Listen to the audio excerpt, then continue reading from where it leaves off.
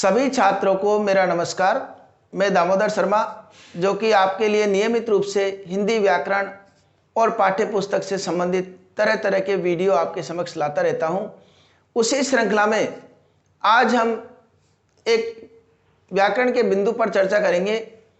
वह बिंदु रहेगा अलंकार के अंतर्गत आने वाले यमक अलंकार।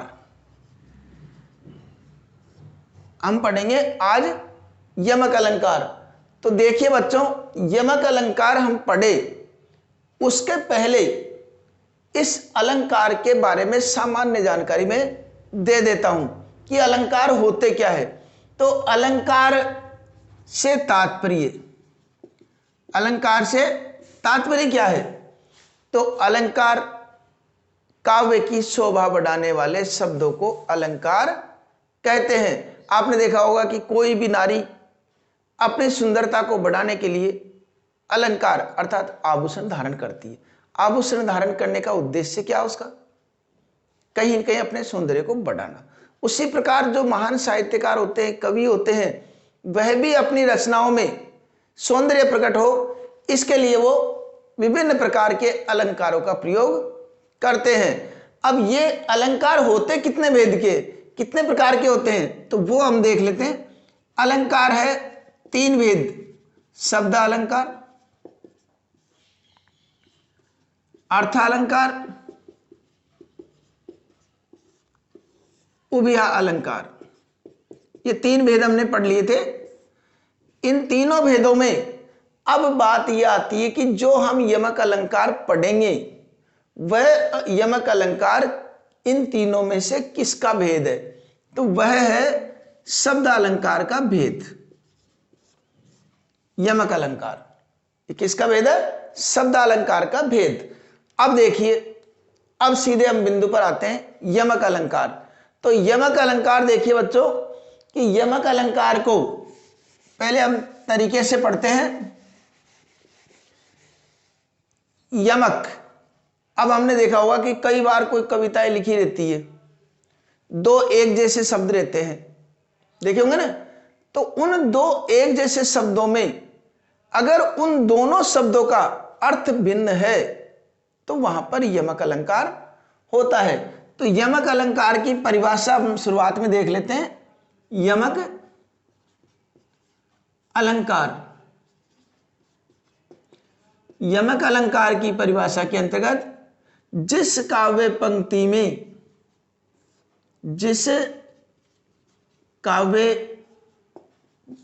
में शब्द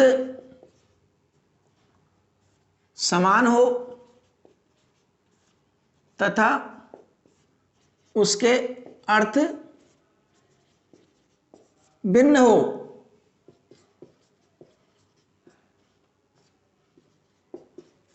उसे यमक अलंकार कहते हैं। यह तो रह गई परिभाषा की बात। यमक अलंकार कहते हैं, ये क्या हो गई? परिभाषा। अब परिभाषा से अलंकार हमारे समझ में आने वाला है नहीं, और जैसे ही हम उदाहरण पढ़ेंगे, उदाहरणों के बाद में अगर हमने अभ्यास कर लिया तो निश्चित है फिर अलंकार की परिभाषा याद रखने की इतनी जरूरत नहीं है, वो स्वतः ही याद हो जाएगी। याद करने की जरूरत नहीं है, फिर वह अपने आप ही याद होगी। ये कैसे होता है शब्द समान और अर्थ भिन्न? देखिए बच्चों, हमें उदाहरण लिखते हैं, जैसे कनक कनक ते 100 गुनी, मादकता अधिकाई।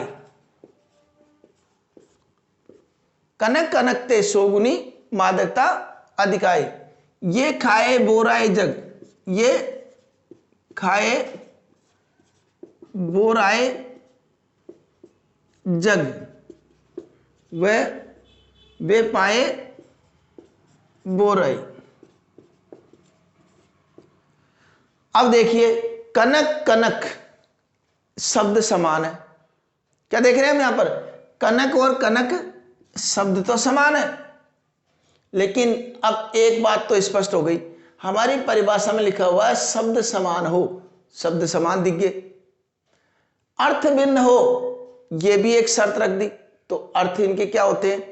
कनक, एक जैसे कनक, पहले मैं अर्थ बता देता हूं कि कनक और कनक, कनक से उसमें 100 गुना नशा होता है।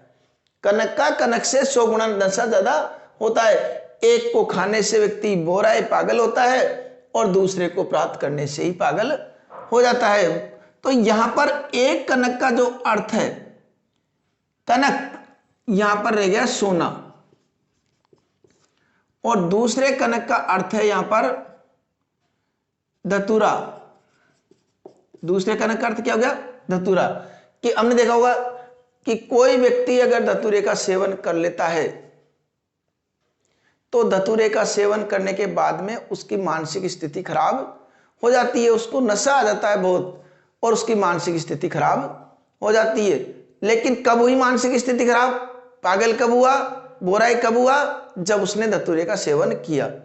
लेकिन हमने यह भी देखा है कि अचानक किसी व्यक्ति को अपार सोना मिल जाए तो उस सोने को देख करके ही वो बावला हो जाता है, वो पागल हो जाता है। तो किस में ज्यादा नशा है? सोने में। तो यहां पर शब्द समान है ना, शब्द समान है और उसके अर्थ भिन्न है। इस कारण से यहां पर कौन सा अलंकार हो गया? यमक अलंकार। देख लो एक बार और कि शब्द समान है और अर्थ भिन्न होने के कारण यमक अलंकार होता है। अब आपके मन में प्रश्न आ रहा होगा कि ऐसे तो फिर शब्द समान है, ऐसा कोई अलंकार भी है कि जिसका शब्द समान हो और अर्थ भिन्न नहीं हो? तो हां, ऐसा भी एक अलंकार है, वह है पुनरुक्ति प्रकाश। पुनरुक्ति प्रकाश। इसमें क्या होता है? इसमें और यमक में अंतर क्या है? इसमें और यमक में अंतर सबसे बड़ा यह है कि इसमें शब्द समान होते हैं, इसमें भी शब्द तो समान होते हैं लेकिन अर्थ समान रहते हैं, अर्थ भिन्न नहीं होते हैं। शब्द समान तो इसमें भी रहते हैं लेकिन अर्थ अलग नहीं रहते, और इसमें शब्द समान रहते हैं लेकिन अर्थ अलग रहते हैं। यह विशेष बात। कई बार अब एक क्या कहते हैं उसको, फिल्म का, एक फिल्म का गाना होता है, एक फिल्म का गाना आपने भी सुना होगा, कई बार सुनने में आ जाता है कि सजना है मुझे सजना के लिए। क्या लिखा? सजना है मुझे सजना के लिए। अब ये तो आपको पता लग गया होगा कि शब्द समान कौन से हैं? सजना और सजना। फिर शब्द समान है, यह भी एहसास हो रहा होगा कि शब्द समान तो है लेकिन अर्थ समान नहीं है इनकी। सजना मतलब सजना सवरना, और सजना का मतलब प्रियतम। सजना का मतलब प्रियतम। सजना है मुझे सजना के लिए, तो यहां क्या हो गया इसका अर्थ? प्रियतम। यहां क्या हो गया? सजना सवरना। तो श्रृंगार करना, श्रृंगार करना कि श्रृंगार करना है मुझे किसके लिए? अपने प्रियतम के लिए। दोनों शब्द समान है लेकिन अर्थ भिन्न होने के कारण यहां पर कौन सा अलंकार है? यमक अलंकार। कारण भी लिखना पड़ेगा अपन को, तो कारण के लिए क्या करेंगे? कारण लिखेंगे हम यहां पर, जैसे परीक्षा में पूछ ले कारण बताइए, तो कारण में क्या लिखेंगे हम? कारण में लिखेंगे यहां पर सजना और सजना शब्द तो समान है, शब्द तो समान है परंतु अर्थ भिन्न होने के कारण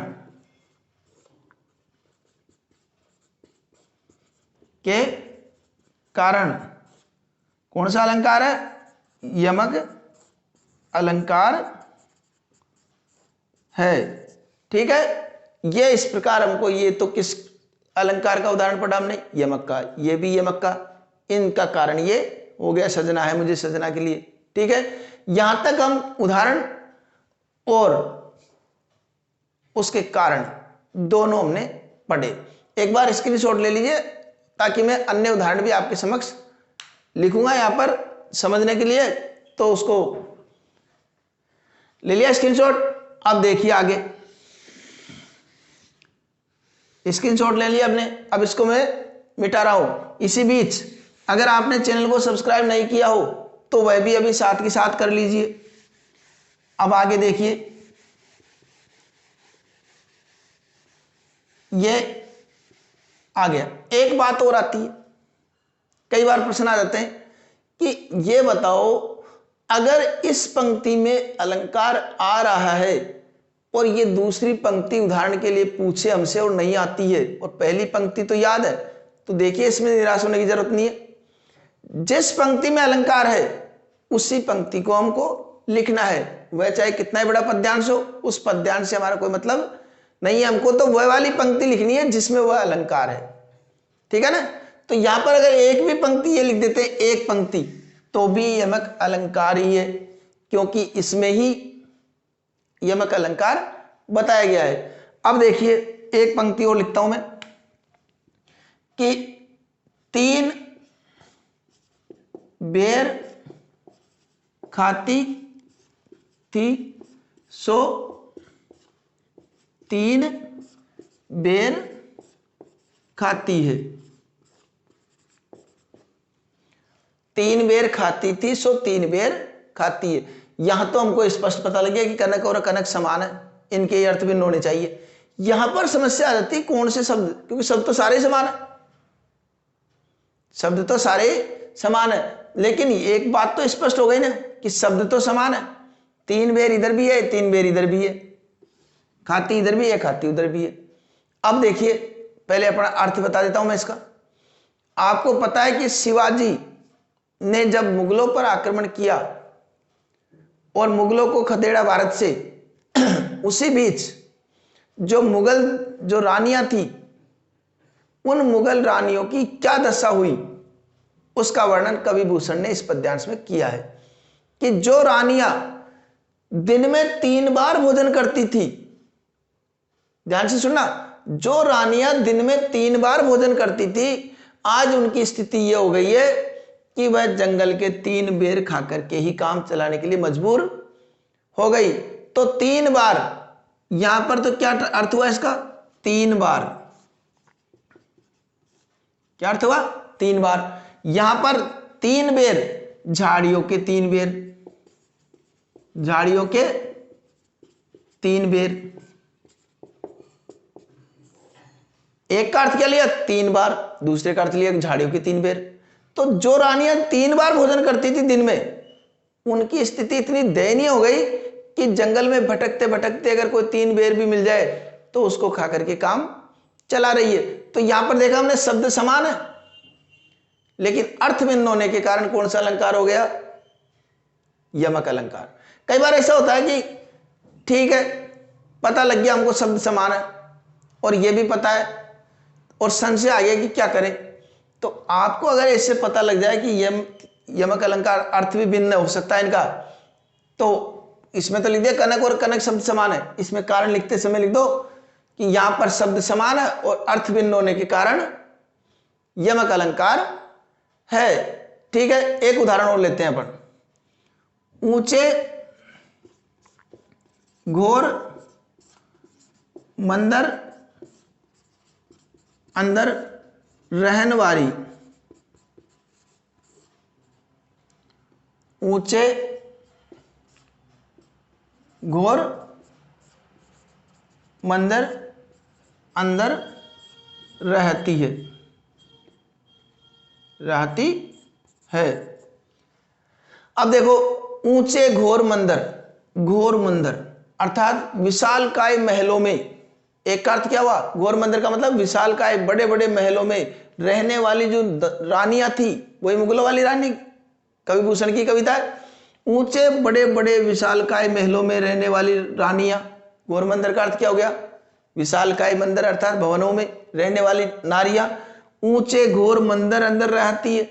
ऊंचे घोर का अर्थ क्या हो गया यहां पर, घनघोर जंगल की गुफाओं में, घनघोर जंगल की गुफाओं में। ऊंचे घनघोर जंगल की गुफाओं में रहने के लिए मजबूर हो रही है। कहां तो एक अर्थ क्या हुआ, ऊंचे विशालकाय महलों के अंदर रहने वाली, और दूसरे घोर मंदिर का अर्थ क्या हो गया, ऊंचे घोर मंदिर का ऊंचे ऊंचे स्थानों पर जो पहाड़ है वहां पर बनी हुई गुफाएं, उनके अंदर रहने के लिए मजबूर हो गई। एक मंदिर का अर्थ हो गया महल और दूसरे का अर्थ हो गया गुफा। दूसरे का अर्थ क्या लिखा हमने, गुफा। दोनों शब्द तो समान है लेकिन अर्थ भिन्न होने के कारण कौन सा अलंकार हो गया, यमक अलंकार। एक उदाहरण और देखते हैं। तो अब देखिए इसको तो मैं, अब देखिए अन्य उदाहरण।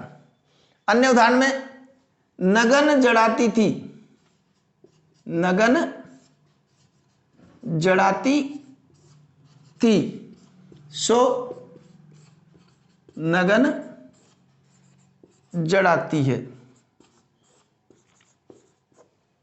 नगन जड़ाती थी, जो रानियां अपने जो आभूषण है उनके अंदर तरह तरह के नग, हीरे, मोती, इन सबको जड़ाती थी, इन सबको लगाती थी। आज उनकी स्थिति क्या हो गई कि सर्दी के कारण, वस्त्रों के अभाव में उनको सर्दी लगती रहती है। तो जो रानियां आभूषणों में बिना नग लगाए आभूषण धारण नहीं करती थी, आज उनकी स्थिति हो गई सर्दी के से बचने के लिए वस्त्रों का भी अभाव है, सर्दी के मारे कांपती रहती है। देख लिया, शब्द समान है यहां पर भी और अर्थ भिन्न है, और शब्द समान और अर्थ भिन्न होने की वजह से कौन सा अलंकार हो गया, यमक अलंकार। अब देखो, आप भली प्रकार से इस बात को समझ गए होंगे कि जहां पर शब्द समान हो और अर्थ भिन्न हो, जहां पर शब्द समान हो और अर्थ भिन्न हो, वहां कौन सा अलंकार होता है, यमक अलंकार। यमक अलंकार के हमने कई उदाहरण भी पढ़े और यह भी देखा कि एक अलंकार और है जिसमें शब्द समान होते हैं लेकिन उसमें अर्थ भिन्न नहीं होते हैं। वह कौन सा अलंकार बताया, पुनरुक्ति प्रकाश।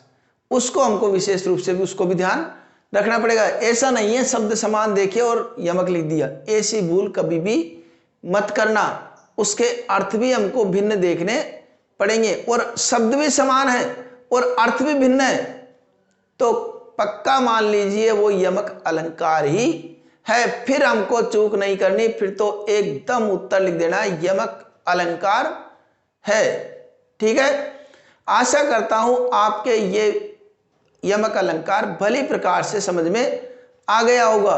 फिर भी अगर कोई परेशानी है, कोई समस्या है, तो कमेंट बॉक्स में जाकर के आप उन समस्याओं का समाधान प्राप्त कर सकते हैं। मैं पूरा प्रयास करता हूं, कुछ बालक पूछते भी हैं और पूछने के पश्चात मैंने अधिकांश का समाधान करने का भी प्रयास किया है। तो निसंकोच होकर के आप कमेंट बॉक्स में इन अलंकारों से संबंधित अगर कोई समस्या आ रही है तो पूछ सकते हैं। और अधिकांश अलंकार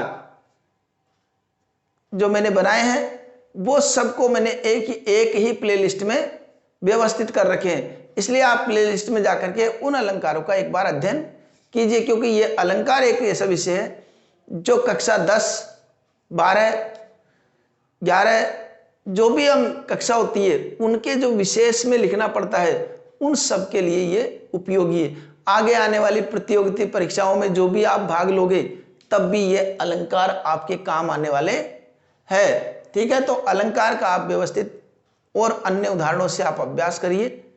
अगले वीडियो में एक नए बिंदु के साथ पुनः आपसे मुलाकात होगी, तब तक के लिए